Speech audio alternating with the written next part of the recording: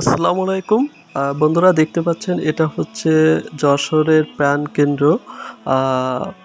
Collector ভবনের সামনে এবং প্লাস ভৈরব নদীর পাশে অবস্থিত গরিব সাহা মোড়, যেখানে আগে মুজিব স্মৃতি ফলক ছিল, যেটা সম্প্রতি ভেঙে জাতীয় জুলাই যোদ্ধাদের জন্য জুলাই স্মৃতিস্তম্ভ হিসেবে তৈরি করা হচ্ছে।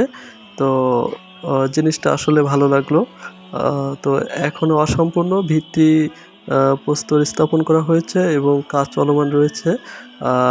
তো মনে হলো যে আপনাদের জিনিসটা আসলে দেখায় অনেক সুনিপুণভাবে এবং সুন্দরভাবে, খুব দ্রুততার সাথে এই জুলাই স্মৃতিস্তম্ভ নির্মাণ করা হচ্ছে। এই যে পাশে দেখতে পাচ্ছেন যে এখানে জুলাই শহীদ স্মৃতিস্তম্ভ উদ্বোধন করা হয় 14 জুলাই 2025, 30 আষাঢ় 1400। যাই হোক, তো সব মিলে জিনিসটা আমার খুব ভালো লাগলো। এরকম একটা উদ্যোগ গ্রহণ করার জন্য কর্তৃপক্ষকে ধন্যবাদ। তো সবাই ভালো থাকবেন।